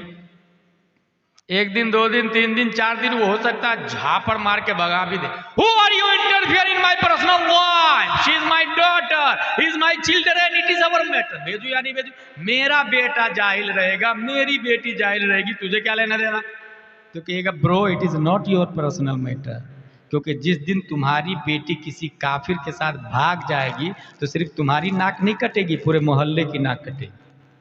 इसलिए तुम्हारा पर्सनल मैटर नहीं, सामाजिक मैटर है। बेटी सिर्फ तुम्हारी नहीं, समाज की बेटी है। तुम्हारी इज्जत नहीं, पूरे मोहल्ले की इज्जत है। इसलिए बेच, मकतब में लड़ने की जरूरत पड़े तो लड़ ले, लड़ने की जरूरत पड़े, मैं दलील से बात कर रहा हूं, लड़ ले। दुनिया के लिए तो जेल जाते हैं ना, कभी दीन के लिए भी जेल चले जाए, खेत के लिए, दुकान के लिए, पैसा के लिए जेल रह के आए ना, कभी यस्सरनल कुरान के लिए भी जेल चले जाए, कभी अनवार शरीयत के लिए भी जेल चले जाए, कभी अम्मा पारा के लिए भी जेल चले जाए, कभी इमाम साहब और नमाज के लिए भी जेल चले जाए। जो दीन के लिए जेल जाता है उसे इमाम अहमद बिन हम्बल कहते हैं, जो 28 महीने जेल में रह के आए। जो दीन के लिए जेल जाता है उसे शम्सुल अइम्मा सरखसी कहते हैं, 12 साल एक मसला की खातिर जेल रह के आए।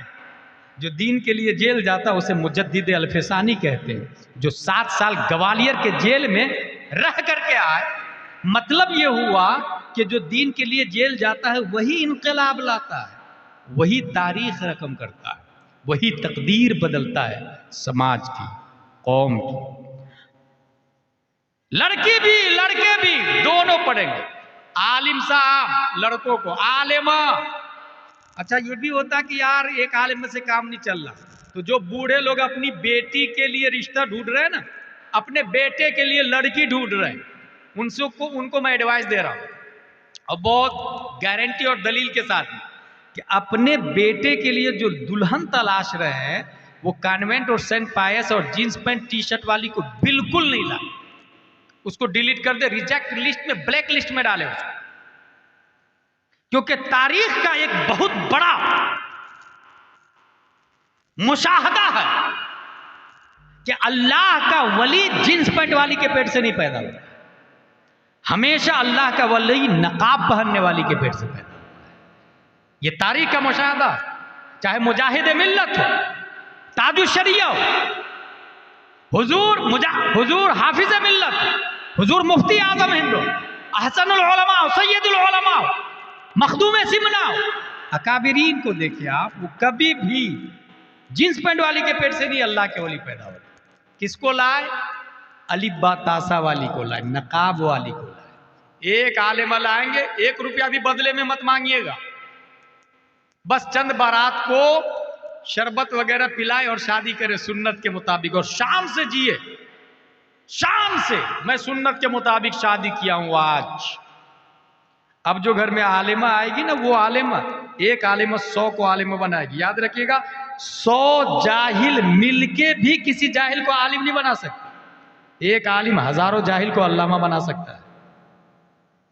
एक आलिमा आएगी 10 को आलिमा बनाएगी, 10 100 को 100, 1000 को 1000, लाख को। पूरा मालदा टाउन इल्मी माहौल से गूंज उठेगा। तो हर शख्स की जिम्मेदारी है कि इनफिरादी तौर से सुबह उठे, अपनी बीवी को बोले कि बच्चे को तैयार किया आपने, मकतब में भेजे 1 घंटे के लिए, आधे घंटे, महीने में 1 बार आलिम साहब को बुला ले। आखिरी बात, मेरी तकरीर खत्म हो रही है, महीने में 1 बार आलिम साहब को। काहे के लिए आलिम साहब को बुलाएंगे? बहुत अच्छा तरीका बता रहा हूं मैं आपको। अपने यहाँ बाप का इंतकाल होता, दादा का, माँ का इंतकाल होता, इमाम साहब 10 बच्चे को भेज दीजिएगा, कुरान खानी है मेरे यहाँ। अच्छा, ये 10 बच्चे आए, एक बच्चे ने 3 पारे पढ़े, एक कुरान शरीफ खत्म। ए अल्लाह, एक कुरान शरीफ का सवाब मेरी वालदा की रूह को पेश करता हूँ, कबूल फरमा बहक़ ला इलाहा इल्लल्लाह मुहम्मदुर रसूलुल्लाह सल्लल्लाहु अलैहि वसल्लम। यही होता है ना। इमाम साहब, मेरी माँ का इंतकाल हो गया है, 10 पेटियां 10 मस्जिदों में पहुंचवा दीजिएगा, बराई साले सवाब मरहूमा फुला, फुला की माँ। मस्जिद में पेटी गई, पढ़ा किसने? पढ़ा किसने? दूसरे ने अपनी माँ के नाम से पेटी दिया था तो आपने पढ़ा था। फिर आप अपनी माँ के नाम से देंगे तो दूसरा क्यों पढ़ेगा? बेवकूफ है क्या दुनिया वाले? टीट फुट है। कमा तदीनो तो दान, जैसी करनी वैसी भरनी। दूसरे के नाम से आप नहीं पढ़ेंगे तो आपकी माँ के नाम से दुनिया पढ़ पढ़ के देगी आपको। नतीजतन पेटी पे पेटी जमा हो जाती है। मुतवल्ली साहब, पेटियां पुरानी हो गई, पारे बोसीदा हो गए, दफन कर दूं क्या? बोले हाँ दफन कर दो। गई पेटी मिट्टी के नीचे। ये क्यों हुआ? खुद मुफ्ती बन गए, पेटियां भेज दिया था। भाई साहब कहाँ लिखा पेटियां देना सवाब का काम?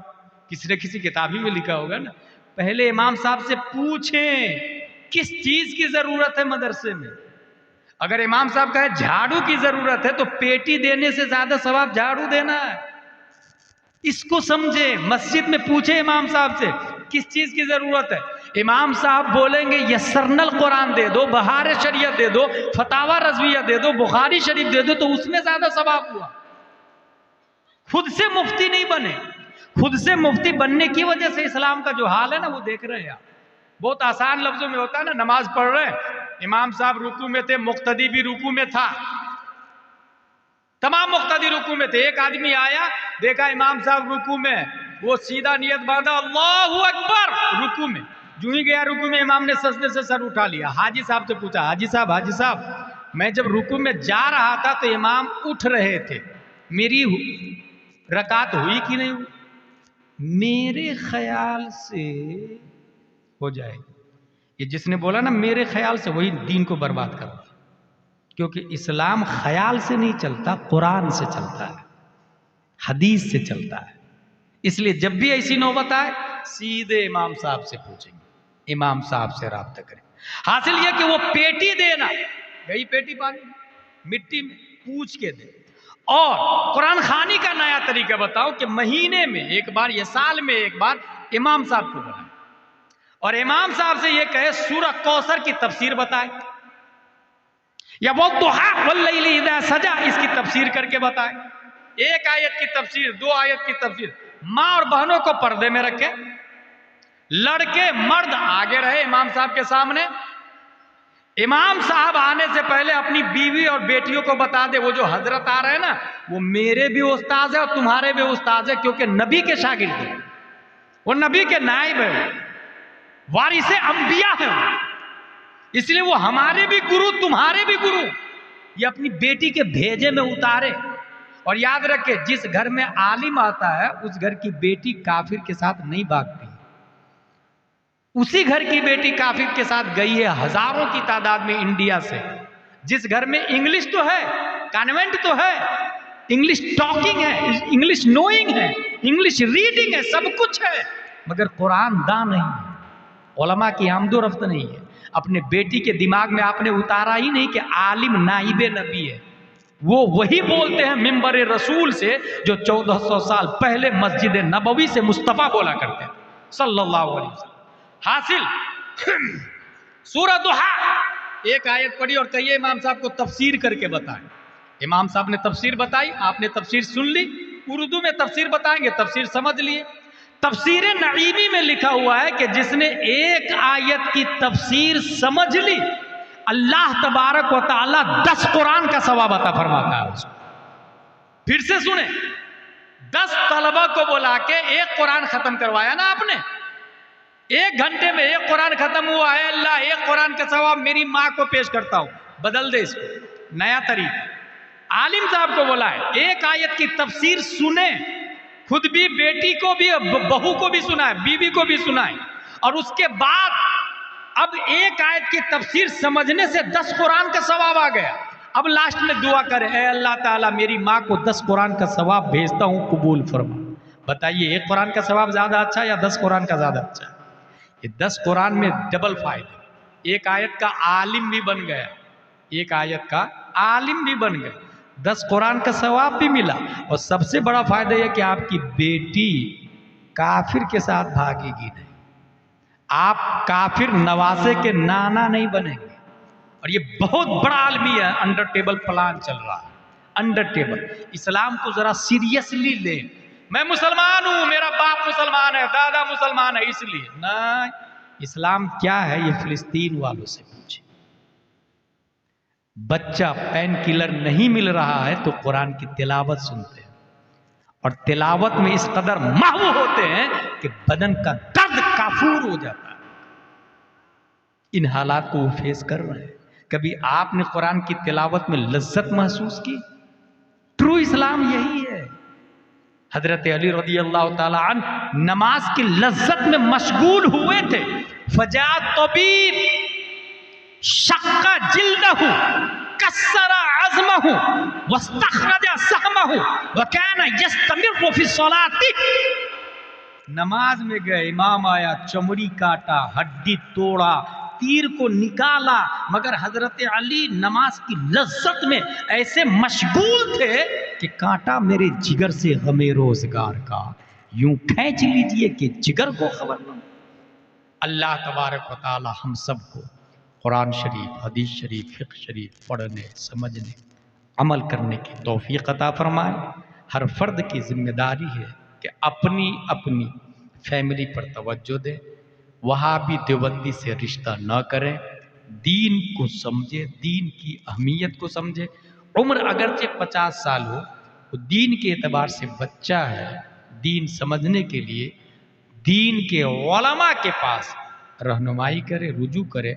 अल्लाह तबारक व तआला हम सबको मसलक आला हज़रत पर इस्तिक़ामत अता फरमाए। वमा अलैना इल्लल बलाग। अस्सलामु अलैकुम। 4 बीवियां और चारों अल्लाह के वली है। अपने लोग जिस दुनिया में रहते हैं वहां लिविंग रिलेशनशिप अलाउ, लेकिन दूसरी शादी अलाउ नहीं। और ये हम लोगों ने ये माहौल बना दिया, ऐसा समाज बना दिया। अच्छा, ये भी बहुत बड़ा अलमिया है कि अगर पहली बीवी घर में मौजूद है, वो दूसरी को आने नहीं देगी, जहर खाने के लिए तैयार हो जाएगी, मैं मर जाऊंगी दूसरी लाओगे तो। अब ये बताइए ईमानदारी से कि मुतल्लका है, वो क्या करेगी? एक औरत है, उसका शौहर मर गया, वो औरत किससे शादी करे?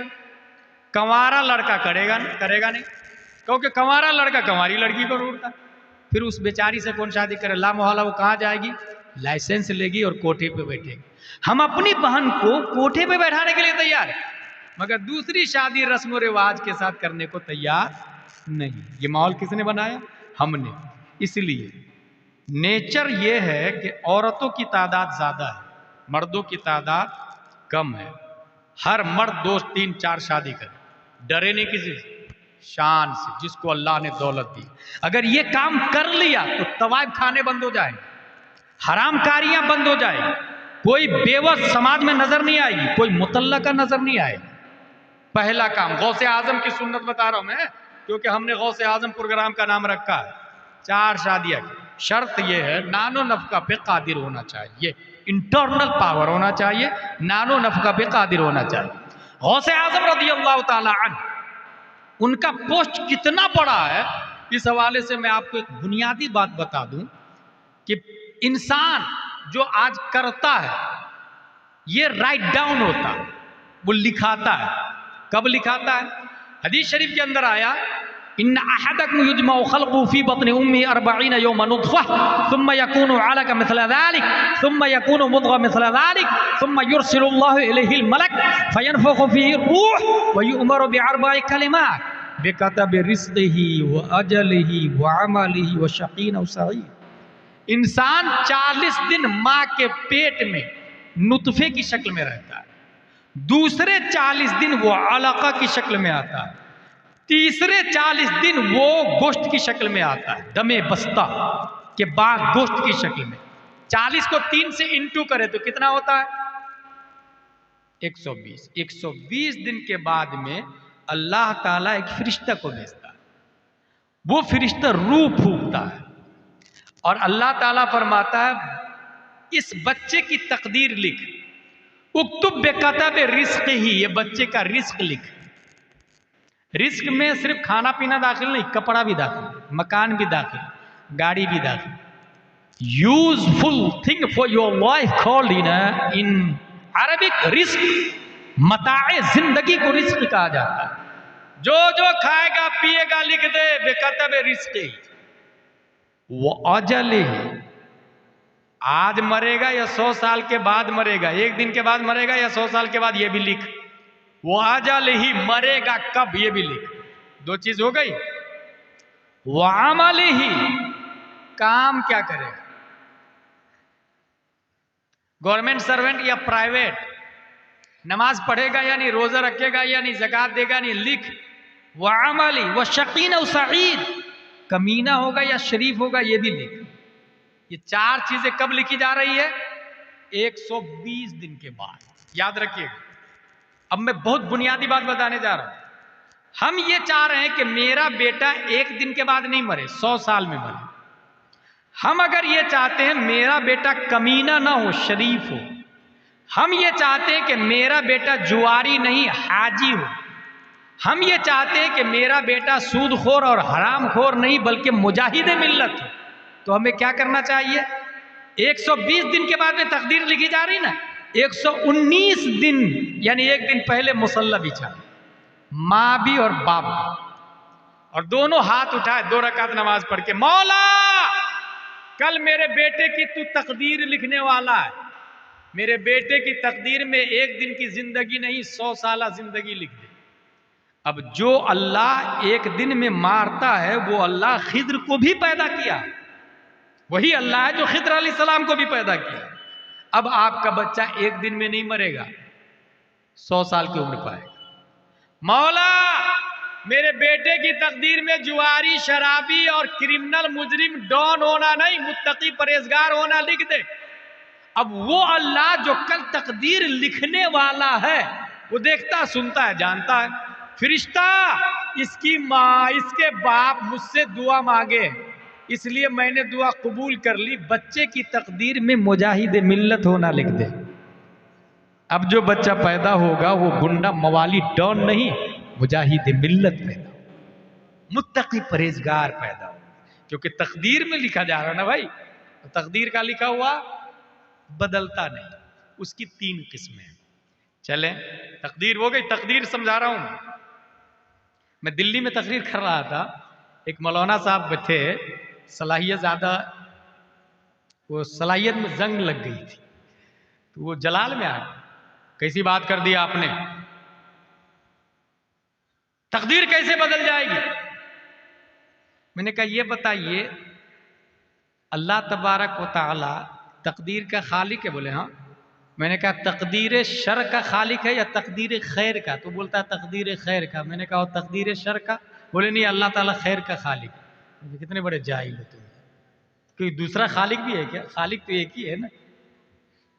तो होता है, इसलिए मैं कह रहा हूं बहस नहीं करनी चाहिए। हमसे जो बड़े हैं हम अपने अकाबिरीन की तरफ रुजू करेंगे। तकदीर आपने दुआ की, अब आपने दुआ नहीं की और तकदीर लिखा गई। अब बच्चा जुआरी, शराबी है, हुजूर नैयर मियां दामजिल्लु अलैना की बारगाह में, हजरत तावीज दे दीजिए ना, मेरा बेटा शराब छोड़ दे। हजरत तावीज देंगे, देते हैं। अच्छा यहीं पर एक बात और बता दूं, कुछ लोग मुरीद इसलिए होते हैं कि तावीज मिले। गलत गलत गलत। मुरीद होने का टारगेट है अकीदे की इस्लाह। अगर कोई तावीज के लिए मुरीद हो रहा है तो नीयत ही सही नहीं है। तावीज मिल जाएगा, अकीदे की हिफाजत की जिम्मेदारी नहीं है, इसलिए नीयत अच्छी करें, अकीदे की हिफाजत। तावीज तो सबको मिल जाता है। मुझे बदायूं शरीफ की एक बात याद आ रही है, उसैद मियाँ ने बताया था कि बदायूं शरीफ के पीर साहब के पास तावीज लेने के लिए गए, और काहे की किस चीज का तावीज पता है? शराब की दुकान में बरकत हो, इसका तावीज दे दीजिए।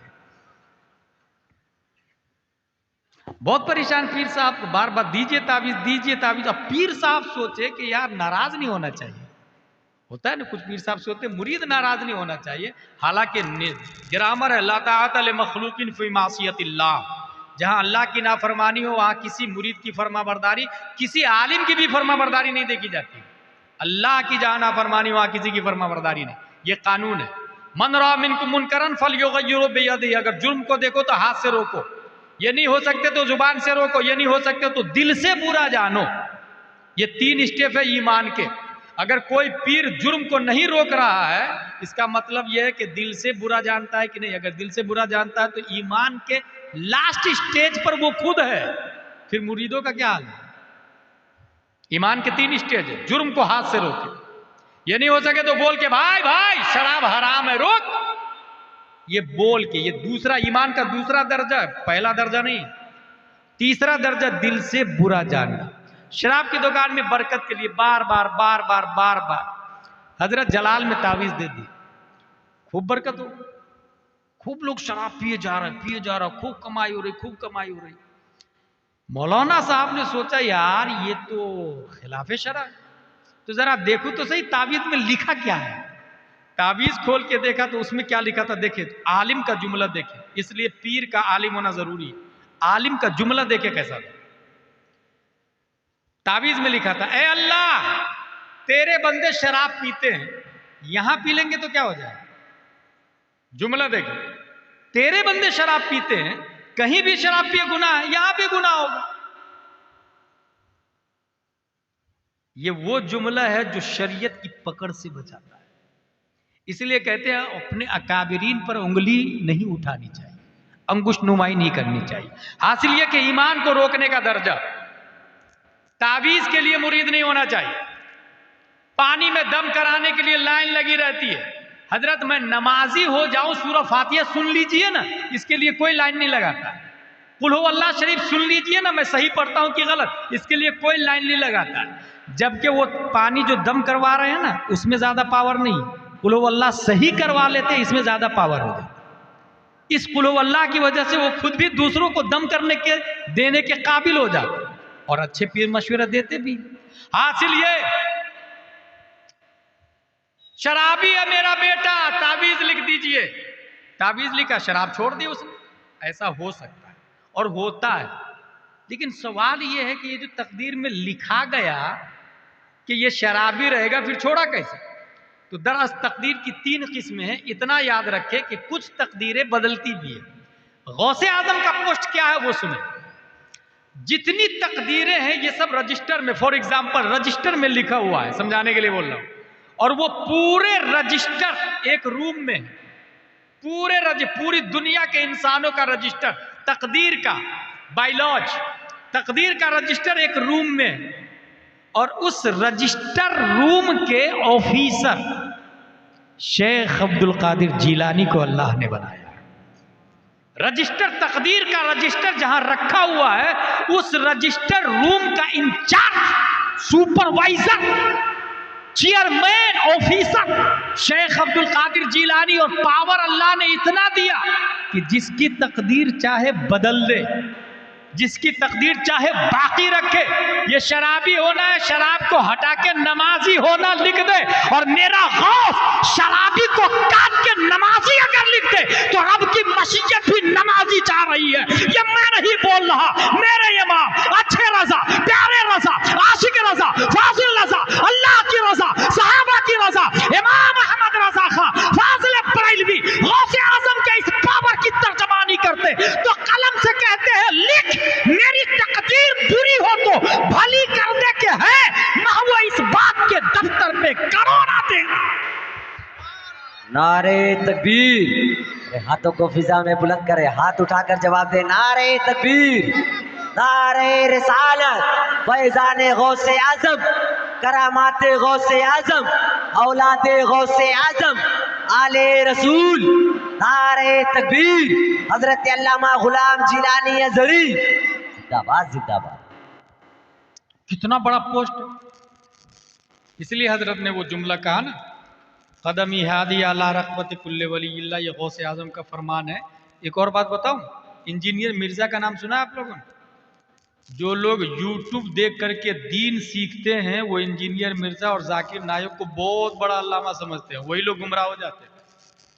दीन कभी भी यूट्यूब से मत सीखिएगा। मैं इसकी बहुत बड़ी दलील दे रहा हूं। एक इंसान है जो नमाज भी पढ़ता, रोजा भी रखता, ज़कात भी देता, हज भी करता, मगर कभी कभी नमाज छोड़ता, कभी कभी झूठ भी बोल लेता है। शरीयत में उसकी गवाही मोतबर नहीं, उसे फासिक मरदूद शहादा कहा जाता है। नमाज, रोजा, ज़कात सब कुछ है, दाढ़ी शरीफ नहीं है, वो फासिक है, उसकी गवाही कुरान शरीफ में आया, इदा जाकुम फासिकुम बिनबइन फतबय्यनु, फासिक कोई खबर लाए तो मानो मत, इंक्वायरी कर। सवाल यह है कि वो मोमिन है, नमाज भी पढ़ता, रोजा भी रखता, कभी कभी छोड़ देता, उसकी गवाही मोतबर नहीं है। यूट्यूब की गवाही कहां से मोतबर हो गई? फेसबुक की बात कब से मोतबर हो गई भाई? ट्विटर की बात कब से ऑथेंटिक हो गई भाई? अच्छा, यूट्यूब और फेसबुक में कोई भी डाल सकता है ना, जो जितना एक्सपर्ट हो आप भी डाल दे। इस्लाम की बुनियाद 5 चीजों पर नहीं 6 चीजों पर है। यूट्यूब में आ जाएगा। आप बोलेंगे यूट्यूब में जाके इस्लाम की बुनियाद कितनी चीज़ों पर है, वो जवाब आ जाएगा 6 चीज़ों पर। डाला किसने? सट्टारी के जाहिल आदमी ने, जो यूट्यूब का एक्सपर्ट था। तो यूट्यूब थोड़ी देखता कि ये झूठ बोल रहा। यूट्यूब मिन हैसो हुआ जाहिल से भी बदतर। कंप्यूटर और मोबाइल ये एक मशीन है, वो खुद दाना नहीं है, कुव्वते दर्राका और मुद्रिका नहीं है, कुव्वते हिस्स नहीं है उसके अंदर। इसलिए यूट्यूब और चैनल से कभी भी दीन मत सीखिएगा। जिसने यूट्यूब से सीखा वो इंजीनियर मिर्जा को इमाम माना, और इतना बड़ा मरदूद है वो ये बोलता हुजूर कि ये गौसे आजम का ये जुमला है ही नहीं। कदमी हादी अला रक़बत कुल्ले वली इल्ला, इंजीनियर मिर्जा बोलता है ये गौसे आजम का जुमला ही नहीं। और दलील क्या देता जानते हैं? वो कहता है यार अबू बकर इतने बड़े थे, उन्होंने तो कभी कहा ही नहीं।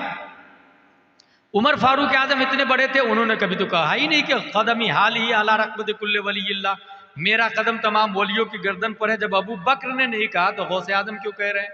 अच्छा, ये वो बात है जो ट्विंकल ट्विंकल लिटिल स्टार वाले सोचते हैं, हाँ यार he is right person. Abu Bakr ने तो कभी कहा ही नहीं, सही बोल रहा। यार सुन्नी लोग गलत बोलते हैं। गया ईमान से हाथ धो बैठा हो।